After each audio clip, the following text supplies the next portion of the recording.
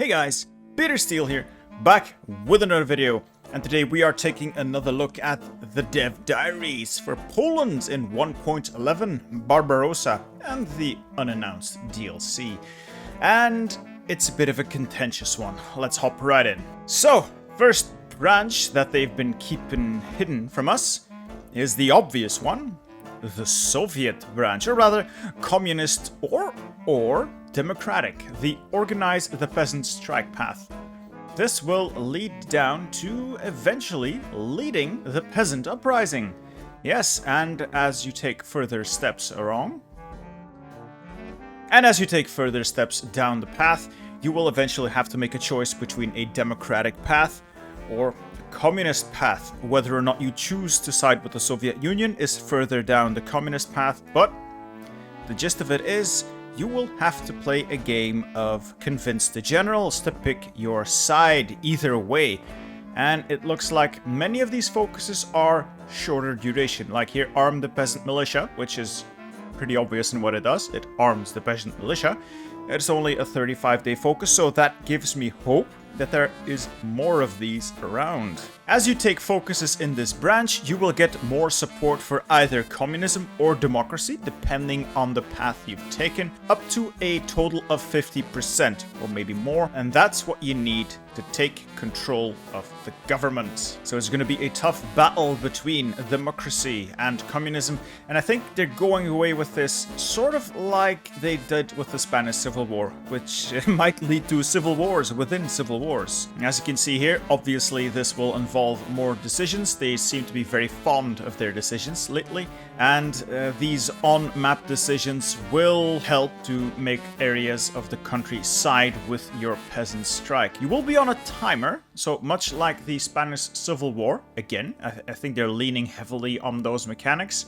You will have a strict timer within which you will have to reach your goals to put yourself on the path to, I wouldn't say success if you're going to tear your country in half, but to have a shot at realizing your goals. And part of realizing your goals will be to convince generals. Yes, and again, like in the Spanish Civil War, field marshals and generals will have traits that will signify that they are sympathizers for certain factions. In this case, Mr. Sikorsky here has the peasant sympathizer traits, which is obviously going to mean if you rise up as the Peasant Union of Poland, this man will side with you. And it looks like this other field marshal here has a different icon. Don't know what that is yet, but I have my doubts that he will side with the peasants. And if you eventually do manage to make that glorious green blob of a Polish Peasant Union, this egg will be your president. For the time being. Apparently you can replace him with a more historical person, but I'm sorry, I'm not that well versed in Polish history. And obviously, if you go full leftist, which they put on the right side of the tree again, why paradox? Why? If you go full leftist and full-blown communist, you will have to make some choices. The country will be weakened after your little civil war, and a weak country is easy pickings for Germany and the like, or the Soviet Union. So in exchange for giving up the east of your country, you could be invited to join the Comintern as the Polish Soviet Socialist Republic, giving you options further down the tree to deal with the Soviet Union. As you can see here, there are some interesting options here. I am very curious what they all mean. Now there's also a different path, the Polish path to socialism, leading down to anti-imperialism there.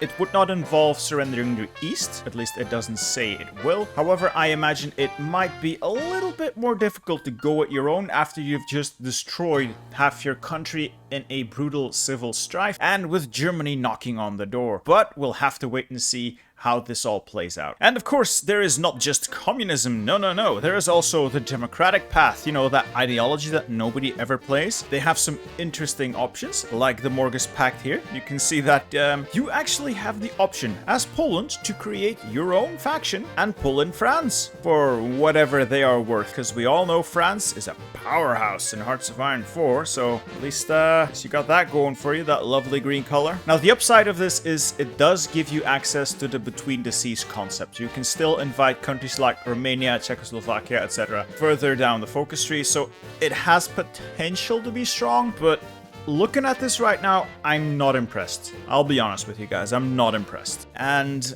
as before, there's further paths down here. The Anticapitalist Revolution. This is just a bunch of war goals. Probably just a bunch of war goals on the Allies, on the Axis, and just eventually dismantling the Soviet Empire. So you're going to be fighting everyone in the world if you're playing this part of Poland, it seems like. So far, I'm not feeling it. I'll be honest with you guys. Not feeling it. And looking at the rest of the tree, it has some options. The Mortgage Pact, like I said, will allow you to form a faction with the French. Further down, probably some bonuses. For some reason, Poland is able to buy Madagascar. No idea why you'd want to, but you can. And you can get Romania in as well. Get the Baltics in. There's some options here that seem interesting, like reopening the Polish Colonial League. I don't know if Poland ever had colonial ambitions, but they might in this version of events. Might try and get your hands on Liberia. Like, there's a lot of options here, but I don't know how realistic or viable any of these are. But there's also one shining red star down here, the Commonwealth of Socialist Republics. Let's scroll down here. Will allow you to form a big chungus. Yes, Poland can absorb the Baltics and form one mega Poland, the Commonwealth of Socialist Republics. So yeah, you get to be a teeny tiny USSR, I guess, with the woman in charge. Okay. Why do all these new portraits look so shiny? So shiny. So shiny. Anyway, it's an interesting path, but I have my doubts. And if that wasn't enough, the doubts continue. Of course, Paradox, being Paradox, has put in a non-aligned monarchist path. Now, I don't know about you guys, but while I think it's cool, I also don't quite believe that it's realistic in this case. There was virtually no monarchist sentiment in Poland at the time. Correct me if I'm wrong here. Correct me if I'm wrong. But this seems very far-fetched. Then again, it's alt history, so as long as it's fun. Now, it does look nice on the map, I'll have to say. Kingdom of Poland has a nice ring to it, and the flag's not terrible. The flag's definitely not terrible. So let's take a look at the Commonwealth Claimant first. Who is this guy? Friedrich Christian, apparently a Saxon? I think he's a descendant of the royal house of Saxony, when Saxony was still independent, is as close as it gets to a legitimate heir to the Polish throne, if there ever was such a thing. This is the guy that will be the non-aligned path from the House of Wettin. Of course, it has to be German. It's always Germans, isn't it? Anyway, this guy has some very nice bonuses, because with the claimant so supported by the Poles, you are able to claim the throne of Lithuania without the need for warfare.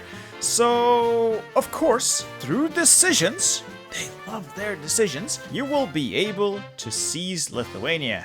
And let me guess, the Polish-Lithuanian Commonwealth. Yep. Then there's the next contender. I'm sure we've all seen this one before. Mr. Michael of the House of Hohenzollern. Another German, coincidentally, though this one is of the Romanian variety. This is King Michael II of Romania. Or Prince Michael. Is he a king? Or is he a prince? Anyway, this is your Democratic candidate, though he's also non-aligned. So they're all non-aligned, but they lean a certain way, let's say. And this absolute disaster on the map makes it very clear which way this path leans. Yes, Poland and Romania joining together in one sort of Kingdom of Poland-Romania because they couldn't be bothered to come up with a name. Look, I'll be honest with you guys, this just seems absurd. 1, why? 2, why? And 3, why Hungary and Czechoslovakia? What did they ever do wrong? What did they ever do wrong to you, Paradox? Come on. Well, I'll have to wait and see for more information about the focus trees, but I don't like this path. It looks absurd. I'll be honest with you, it looks absurd. So this further answers my question. Why Hungary and Slovakia? Because they're in the focus tree. Because why not? Apparently, if the Romanians go down the King Michael's coup path, or if Poland forces the issue through their own focus tree, the two countries will merge, and further down the Polish tree, you will then come with the options to demand the Slovakia and restore Poland-Hungary. Whether or not that is through warfare, we'll have to see. I'm not sure. And then finally, the third and most absurd option they decided to include: Pavel Bermont Pavlov. The man's insane, but he's got a good mustache for him. Historically, this man is a Georgian noble, and he's most famous for some reason, invading Lithuania and Latvia on his own. So, good job there. Nobody knows why he did it, but he did. Not very successfully, mind you, but hey, he tried. And as you might think from the fascist path, this man has the option for warfare and territorial expansion. Once his house has been restored, or rather put on the throne of Poland, the demands can start pouring in. They can demand Lithuania, Slovakia, assert some claims here, assert some claims there, and pretty much just make Poland bigger through conquest or demands. And if they so choose, they could seek German alignment, which means they can bend the knee and beg the Germans to please save them from Big Papa Stalin. Which is interesting because I didn't think they'd put that into a branch that is centered around aggression. So at least he knows his place, right? And now that we're done with that monarchist absurdity, we are going to go a little back to things that make sense, and the final branch of the Polish focus tree, the Nationalist Constitution. Yes, the straight up fascist branch. This looks a little bit more reasonable, so let's dive right in. It looks like many decisions have to be made here. There's a lot of mutually exclusive focuses down the path, and it continues with a lot more mutually exclusive focuses down here. And it looks like it will no longer be possible for Poland to straight up join the Axis. Like it says here, Germany will refuse to ally Poland unless Danzig and Poznan are surrendered and Poland becomes a German subject, which is ominous. I am expecting Polish playthroughs to become a whole lot more difficult this way. However, there is a glimmer of hope here at the end. Unlike Czechoslovakia, the Poles will be able to break their shackles and tear the Reich apart from within. That's interesting. That's very interesting. And depending which fascist party you put in control, either that absurd king or one of two nationalist parties, you will get some interesting decisions ahead of you. These will have to be picked where you either form an underground resistance to the right here, or you straight up fully collaborate with the Germans for bonuses. So these can be mutually exclusive, but just because you went down the left path or the right path doesn't mean you're locked into that path. You can switch around as you go further down the tree, which makes for some nice min-maxing and interesting gameplay.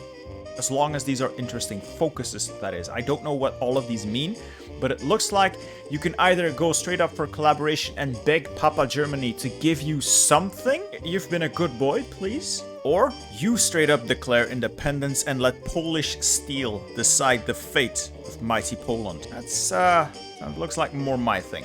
So going for independence will allow Poland to just straight up switch sides and stab Germany in the back, and remaining loyal will enable Poland to gain some cores in the USSR in some sort of reverse Yalta conference, which is interesting. You can take some stuff, provided you win, provided the Axis win in Operation Barbarossa, so you'll have to do some heavy lifting, I think, to pull the AI through that one.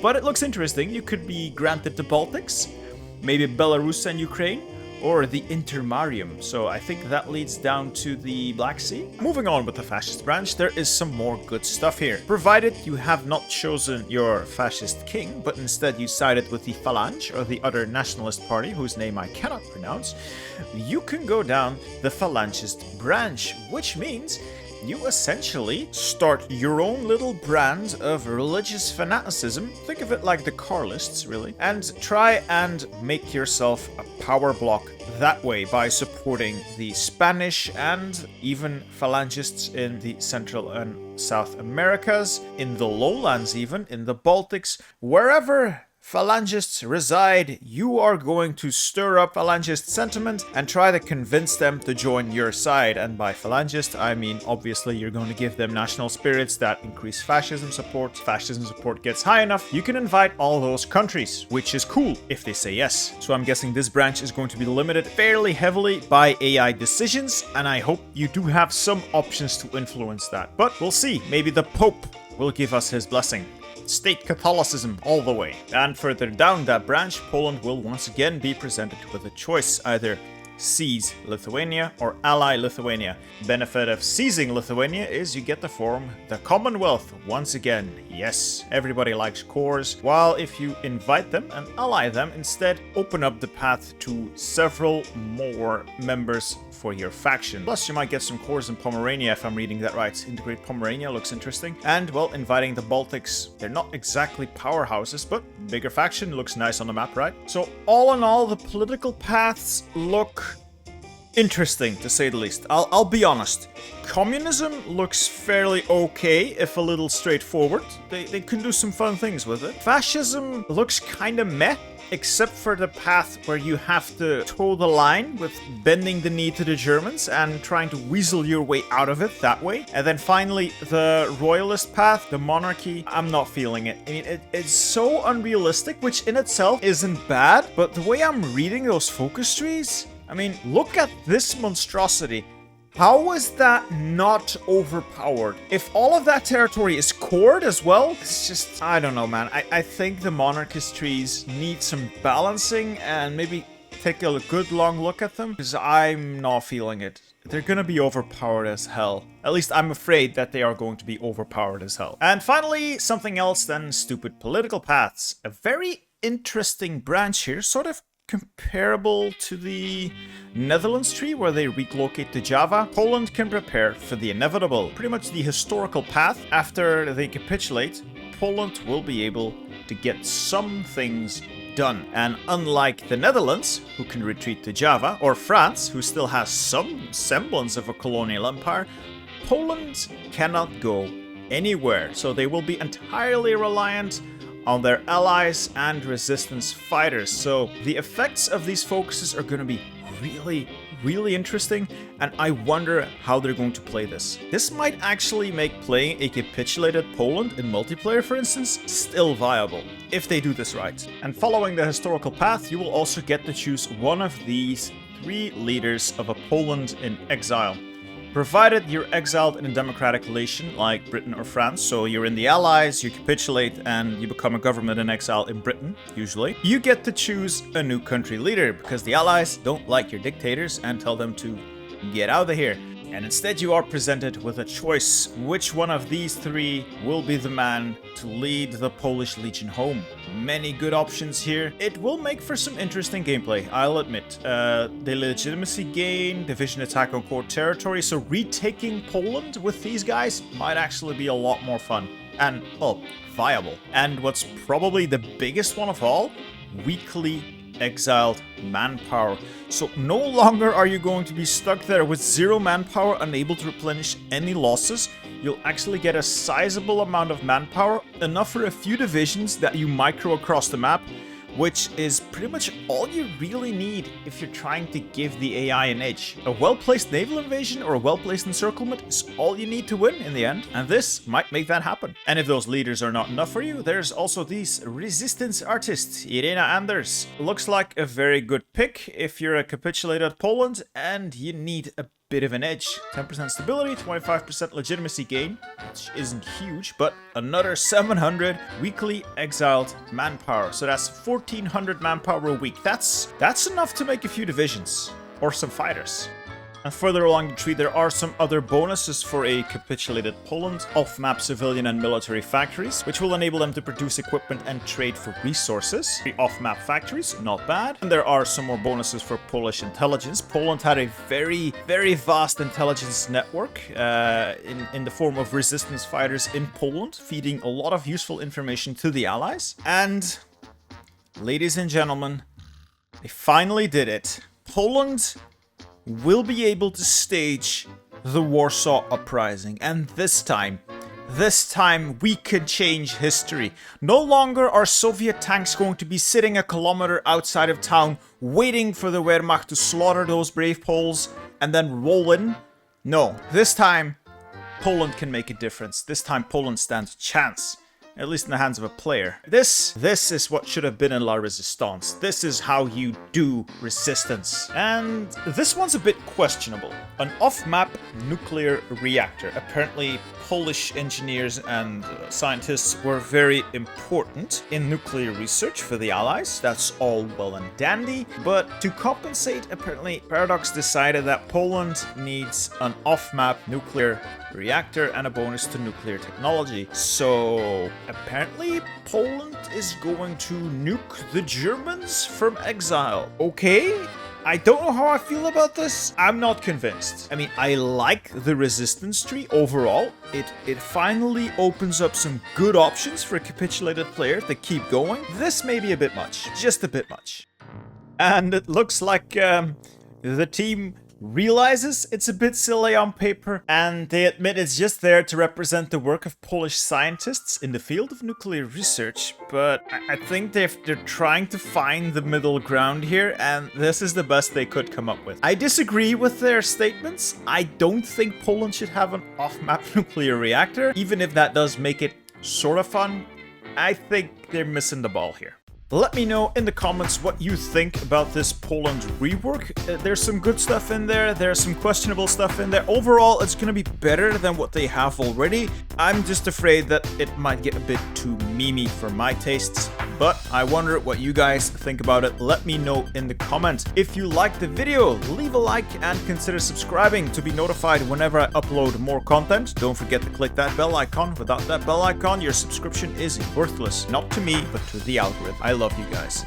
Anyway, this has been me, Bittersteel, and if you're interested in more guides, I am working on a Hardly Anything Sevres guide with armor, so stay tuned for that. It's coming sometime this weekend, I believe. It's a busy time for me, but I'll hope to get the video out by then. Have a good one. See ya!